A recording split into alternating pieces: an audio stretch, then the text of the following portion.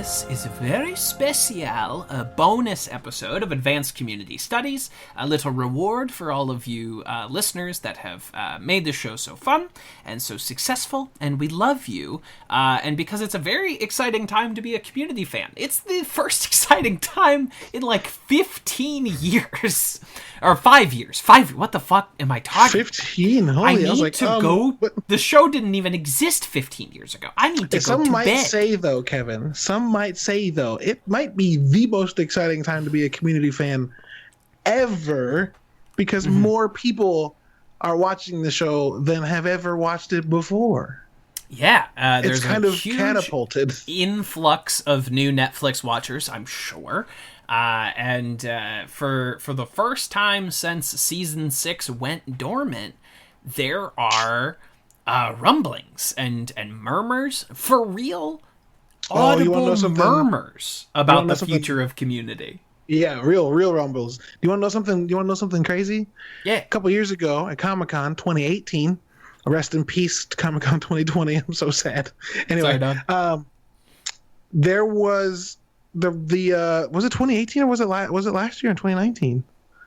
It might have been 2019. The Russo brothers had a panel because Endgame was out, right? And they were just like, they were doing a thing in Hall H.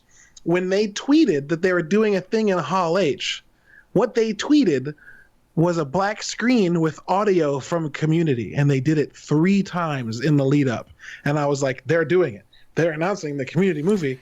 And not only did they not talk about Community, their entire fucking panel, they didn't even act like they'd done that on Twitter, and it broke my heart. But maybe that is, maybe, I think, an incredible troll move by the brothers Russo. Yeah. Oh, look, Community, actually 21 Bridges. Psych! 21 Bridges time. Psych, fuckers, it's extraction time. Maybe that was their, we want to see if we can make good things with people we've already done stuff with so that we can justify going back and making Community. So they did some low stakes. Let's see if we can work with our old friends again and how it goes. And now that Extraction's done pretty well enough that they've nailed down sequel, maybe they'll have the confidence to pick up the old squad who got back together. I mean, the constant talk, and it's been, for years, everyone in the cast is down to do it. Dan has an idea, but we also need millions of dollars and some space to clear up in these busy people's schedule. And I think people, I don't think the majority of people, there were a lot of people expecting the read-through live stream, which is what we're technically here to talk about, to end with an announcement of the movie, which of course it did not, because those contracts have not been signed. If they are being drawn up, they cannot announce the movie because ink has not been put to paper. But, with Community doing very well on Netflix, with the success of everyone involved, with this charity virtual table read that they did, raising, over $100,000 for charity, or having millions of views already. Yeah. If it's gonna happen, there's no better time. Yeah, right. There's no better time. One would think that in 2022 there might finally be a Community movie, but that's not technically what we're here to talk about. As of this recording and as of this uploading, on Monday there was a virtual table read of Cooperative Polygraphy. Virulent. Yes. Yes, with all of the main cast members of season 5 minus Chevy, and special guest star Pedro Pascal. Pascal's Walton Goggins. Triangle Revisited, right? Because Walton was busy being one of the greatest actors on the planet. I get it. Yeah, and of course Mandalorian shows up for a Community thing because they can't. They can't because he everywhere. And Gilly are friends. Yeah, they're everywhere. Wait, he and Gilly are friends? Yeah, he and Gilly are friends, I believe is how this was worked out. Like, Pedro and Gillian know each other. And so she was like, hey, Mando, you're not busy. Despite the fact that, Ludwig Göransson scored Mandalorian, who also scored Community. I mean, these circles are concentric, folks. The composer usually doesn't talk to the cast a whole lot. Oh, sure. Yeah. But I get what you're saying. But yeah, that is what I've heard, is that Gilly knows Pedro, and that's how he ended up there. Pedro seems like a very cool guy. Yeah, I will say that I was working from home when this table read took place. It started at 5 p.m. Eastern time. I technically work until 5:30, but I was like, I can usually get out of not doing much in the last 30 minutes. Sure, I'm just going to watch me some community table read. And as that 2-minute countdown clock reaches 20 seconds, my boss calls me with a bunch of last-minute shit that needs to get done today. So I have to postpone the only thing I've been looking forward to for like life. 7 minutes so that I could do a bunch of work and then be 7 minutes behind everybody as we were all watching it. But I will say, maybe it was the emotion of that stress, but when this live stream started, I did just start spontaneously crying. It was just unavoidable. It just kept coming out of me. I don't think there was a universe where it wouldn't. I tweeted. I didn't tweet you. What did I do? I messaged you with whatever service I used. The moment it didn't hit me right away. Right, It was like, oh man, this is special. And then Troy got to the end of the cold open and was like, anybody got the balloon? And then dude started playing the song, and I was like, the dude that wrote the song was singing the song? I was like, I can't do this. It hit me then. I was like, oh my God. Tears. I was like, this is the greatest thing I've ever seen, which obviously that's probably not 100% true, but man, I was like, yep, this is where I'm meant to be right now, watching this as part of my job so that I can report on it, so we can talk about it. It was great. Unbelievable. And it just got better, dude. It just got better the whole time as it kept going. Everyone going, oh shit, this is so good. Everyone was nailing their parts. I mean, it's one of the best episodes of the show. And I think it's the only episode they really could have done. Yep. Chevy is not in it. It is an episode that takes place entirely around a table of people talking. So it's perfect. Like, Dan Harmon's overhead for scene changes was extremely low because they never changed scenes. Exactly. They didn't, and as much as we all love paintball, like reading the paintball script is not particularly thrilling. No, probably not great. And, so this, you got to have Donald. It's a great episode. Pedro Pascal did a great job. Everyone was laughing when he couldn't make it through the sperm lines. It was very funny. I forgot how fucking funny those lines are. Abed, do you know that you're insane and nothing you ever said made any sense to me? Yes. Here's your sperm. Or when he got to Jeff and he was like, here's a bottle of fine scotch so that you're not tempted. You're not tempted to drink the even finer bottle of sperm. Oh, I know we're not breaking any ground by saying Community's very funny, but god damn it. No, and I don't know if what Pedro Pascal said is what I heard, but it sounded almost like he mentioned that this was like the first time he'd read those specific lines. Yeah, I think so.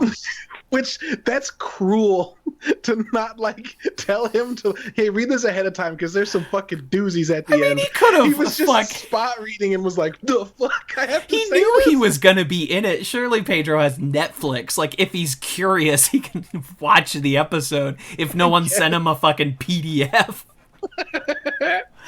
Oh, fuck, man. It's good. It's real good. It was good. It was so wonderful seeing everyone together. The Q&A was what it was. It was not much of a Q&A, but it was really what I wanted it to be, which is these people hanging out, because I've sat through some fucking miserable Q&As in my time, and I would much rather it just be these people hanging out and telling stories. Yeah, for sure. For sure. It was special, man, and it only nails down that, A, the number of people that were watching was awesome. It only nails down, though, that, like, they want... Not only do they all get along and still work great together, but people want it. People still want it. 5 years later, we're all still real fucking horny for a Community movie. Real fucking horny. Real horny for it. And I know there's so much that goes into it. A lot of these people are very busy. Your Allisons, your Donalds. I get it. But, like, come on. You guys, you got a month to make a Community movie? You got a month and a half to make this little movie? Yeah. Donald can make it happen. He just released an album. He can't tour right now. Right. So let's just get into the table read. Just do table reads from home, and let's get the gears rolling, so that he can start making music from his trailer again. So Ken Jeong can talk about how we got to listen to him make music more.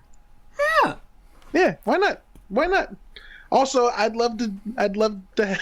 It's never gonna happen, but I'd love for Childish Gambino to put out a track that's got Alison Brie on it, because she can. She's got them bars. She's got pipes. She's got them bars, though. You know, Joel brought everyone onto The Soup and onto the Joel McHale show with Joel McHale. Childish, let's have some features in there. You can't feature Danny. You can't feature Gilly. Yoip! I just want to yell that, please. Yoip! Yoip!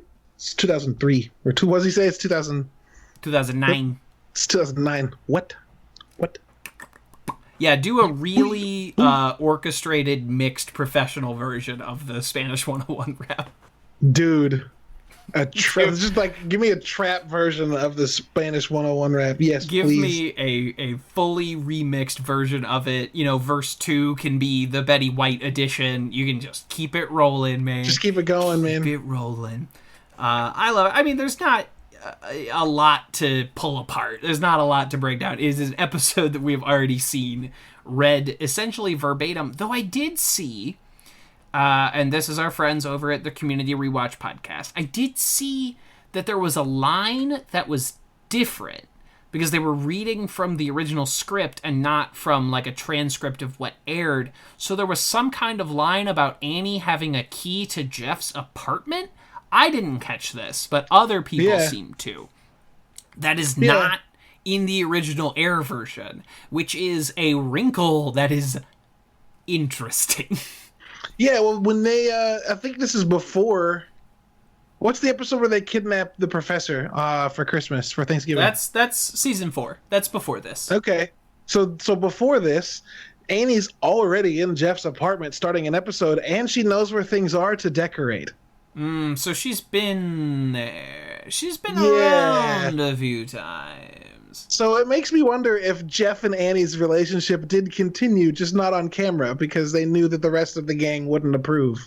Very interesting. Which I'm for some reason more okay with that relationship existing than like a boyfriend-girlfriend relationship existing between the two of them. Community only does secret background relationships. Jeff and Britta in season 2, anything going on with Troy and Abed, or Troy, Abed and Annie, or Abed and Annie. Larson. Abed and Rachel is her name. But their dynamic is so fucking good. It's so cute, and she's only in 2 episodes.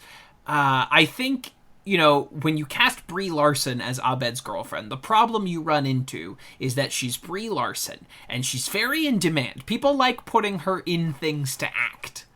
Would she be in the movie? She'd have to be in the movie. Come on, give me a little cameo. Yeah, they're still together. Really? He has to kiss her on the forehead when they go off to do their whatever they're going off to do. Yeah. This episode's great. I forgot, so I was so caught up in it that when Walton Goggins' character, played stand-in wise by Pedro Pascal, rotates to asking like questions that aren't mean, I got so emotional. And he's like, Britta, did you know that you're harder on yourself than you need to be? And I was like, oh shit. And your passion inspired me. And I forgot this episode gets fucking emotional for a second. Yeah, this shit's great. Strip it down. It's one of the great episodes of the series. It's the perfect episode that they could have done. Could have done with a little more Jim Rash, but the episode did not afford for it. He's also the person that put all of this together, I think. Yeah, he was the director. Yeah, he was. Yeah, this was his big idea. So it's not like Jim Academy Award winner Jim Rash. He had his time. It's okay. What does Jim Rash have an Academy Award for? Co-writing The Descendants, the George Clooney, Alexander Payne movie, The Descendants. I did not know this. Yes. Really? Academy Award winner Jim Rash. What? And it is only post-Oscar that he starts writing episodes of Community. He walks into the writer's room, slams the Oscar down on the table, and says, I'm writing a body swap episode, or whatever. Sure. That's incredible. And he and his writing and directing partner, Nat Faxon, co-write and co-direct a couple episodes of Season 5 and Season 6 as well. Because I guess if you have an accomplished writer-director on your staff, you should probably let them do their thing. Damn. That's incredible. Man, this show's so special, guys. We love this show. So I am special. not exhausted talking about it, and I could speak on it endlessly, even though it seems, especially in the last few episodes, that we're getting a little tangented, a little distracted. Yeah, I think that happens because Community so easily lends to tangents, because it is so, if not directly influential, once you get deeper into it, you go, oh shit, this makes me think of this other thing that obviously was drawn from this, or vice versa. Exactly. We love context and putting both the show into its own context, its context in culture, it's what it is referencing or parodying or trends at the time. It lends itself to it. But also, I think by the time we get to Season 2 or certain episodes of Season 3, you will not be able to stop us from getting really into the details and the nitty-gritty of some of these episodes. If you think we've gotten into the weird in Season 1, just fucking wait, because it's gonna get more interesting. Exactly. The best is yet to come, and boy, won't it be fun. Won't it be fun? I will say, if we're talking about the context of the live stream, Sony did pooch it a tiny bit. They Brittaed it slightly, where they did not let everyone know beforehand that the Q&A was going to be a separate video uploaded right after the live stream. So people were like, where is it? What the fuck? Where is this Q&A? I didn't watch the Q&A at all. Oh, really? When you brought it up a minute ago, that was the first I even knew it was a thing. Oh, yeah. So Sony Brittaed this one pretty hard. I get what they're trying to do because of the way YouTube uploads videos. If you do a video premiere like they did, because this wasn't a live table read, this was something that they had edited and then uploaded as a premiere. Whatever you premiere gets uploaded as one video unto itself, and you can't change that. So if you want the table read and the Q&A to be two separate YouTube videos, you do have to upload them separately. But they didn't tell anyone. They didn't let anybody know beforehand that this is what they were going to do. And I think people were a little bit frustrated. But it in the long term, I guess that doesn't matter, because now it all exists and you can watch it whenever you want. They uploaded it as an episode of Joel and Ken's Darkest Timeline podcast. You can listen to it anyway. But they did indeed Britta it slightly in the execution. Just a little bit, but that's okay. We didn't expect it to be perfect. Yeah. It's maybe fine. we did. It's okay. It's quarantine entertainment. Anything produced under these circumstances, it's fine. Yeah.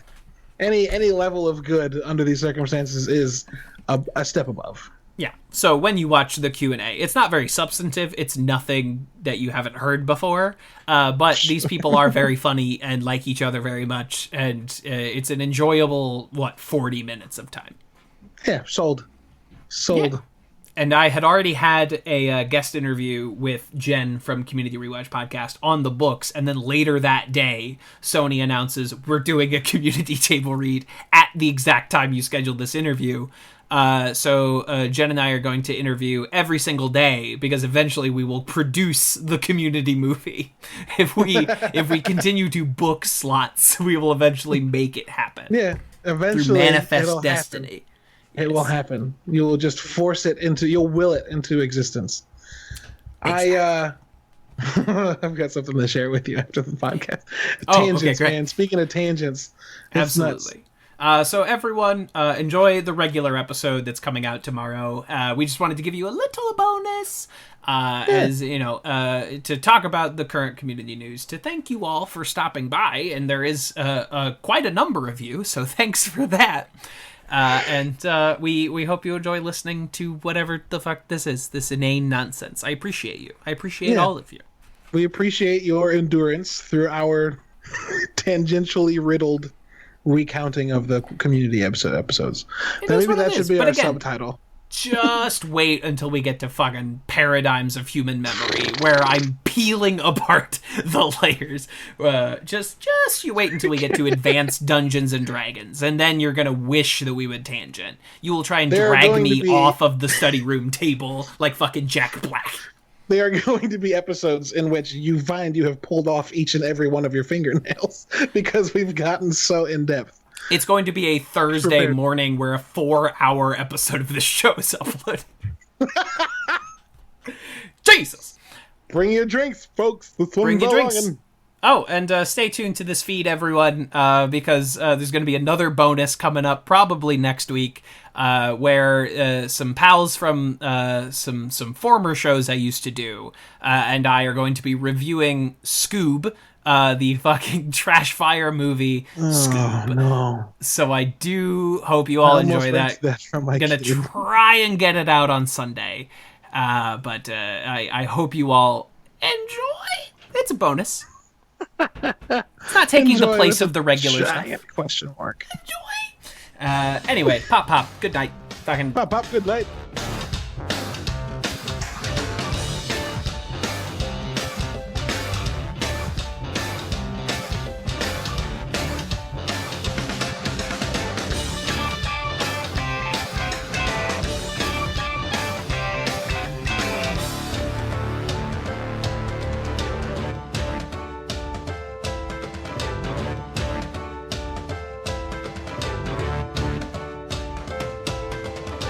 This has been a Talkback Podcast. That was quite a show.